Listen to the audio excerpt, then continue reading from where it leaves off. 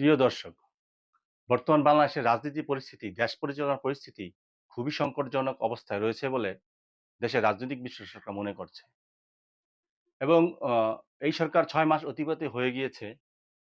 তো এই সরকারের যদিও প্রত্যেকটি রাজনৈতিক দলের সমর্থন এই সরকারের প্রতি ছিল, কিন্তু সরকারের যে পারফরম্যান্স তাতে কিন্তু সাধারণ জনগণের ভিতর এক ধরনের অনীহা তৈরি হয়েছে এই সরকারের প্রতি। এই সরকার কি আসলে টেকসই করবে? কি মনে হচ্ছে আপনাদের কাছে? কমেন্টস করে জানান। আমি আমার মতামতটা দেই। আমি আসলে এই সরকারের যে বর্তমান কার্যক্রম তাতে খুব একটা বেশি আশাবাদী না। আমার মনে হচ্ছে এই সরকার আগামী ৬ মাসের ভিতর যেকোনোভাবেই হোক পতন হয়ে যাবে। হয়তো নতুন সরকার আসবে। সেটা অবশ্যই বিএনপি না। কারণ এর ভিতর নির্বাচন হবে না। আমার বর্তমান রাজনৈতিক কার্যকলাপ দেখে আমার যা মনে হচ্ছে, সামনে হয়তো সেনাবাহিনী সরকারই আসতে যাচ্ছে বাংলাদেশে। তো এখন যখন আমি ভিডিওটি করছি তখন হচ্ছে ফেব্রুয়ারির ৩ তারিখ। তো আমি ৬ মাস সময়কে সামনে রেখেই ভবিষ্যদ্বাণীটা করতে চাই। যে এই সরকারের পতন হওয়ার জন্য মূলত যে কারণ সেটা হচ্ছে আইন শৃঙ্খলা পরিস্থিতির ব্যাপক অবনতি।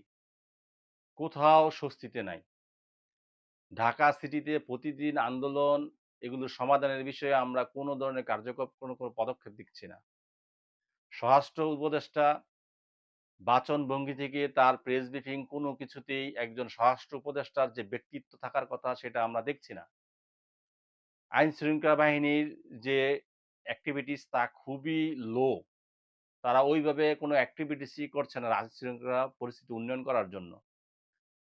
সেনাবাহিনীকে যদিও ম্যাজিস্ট্রেটি পাওয়ার দেওয়া হয়েছে ম্যাজিস্ট্রেসি, কিন্তু আমরা সেনাবাহিনীকেও ওইরকম মুভ করতে দেখছি না। আসলে পিছন থেকে কি হচ্ছে? আমরা কেউ জানি না অন্তরালে কি হচ্ছে? সেনাবাহিনী কি চাইলে নিয়ন্ত্রণে আনতে পারে না? আমার ধারণা পারে। কোথাও একটা গ্যাপ আছে। জন অসন্তোষ অলরেডি তৈরি হয়ে গেছে এবং দেশের মানুষ বলা শুরু করছে যে সেনাবাহিনী কেন ক্ষমতা নেয় না। সাধারণ জনগণের ভিতরে এই একটা জিনিস অলরেডি তৈরি হয়েছে। তো আমারও কেন জানি মনে হচ্ছে যে সেনাবাহিনীর একটা অংশ চায় আইন শৃঙ্খলার পরিস্থিতি উন্নতি না হলে অটোমেটিক জনসমর্থন সেনাবাহিনীর দিকে চলে যাবে এবং তখন সেনাবাহিনীর ক্ষমতা গ্রহণ করা সহজ হবে। তো বাস্তবতা আমার মনে হচ্ছে সেই দিকে যাচ্ছে। ৬ মাসের ভিতরে বোঝা যাবে সেনাবাহিনী ক্ষমতায় আসছে কিনা। তবে দেশের বর্তমান যে পরিস্থিতি, অর্থনীতির যে পরিস্থিতি, রাজনৈতিক যে পরিস্থিতি, কোথাও কোনো চেইন অফ কমান্ড নাই, কোথাও ঠিকভাবে রাষ্ট্র পরিচালিত হচ্ছে না। এটাই বাস্তবতা। তো এই সরকারের ব্যর্থতাকে পুঁজি করে নতুন সরকার আসার রাস্তা আমার মনে হচ্ছে অলরেডি তৈরি হয়ে গেছে। এখন সময়ের অপেক্ষা কিভাবে আসবে।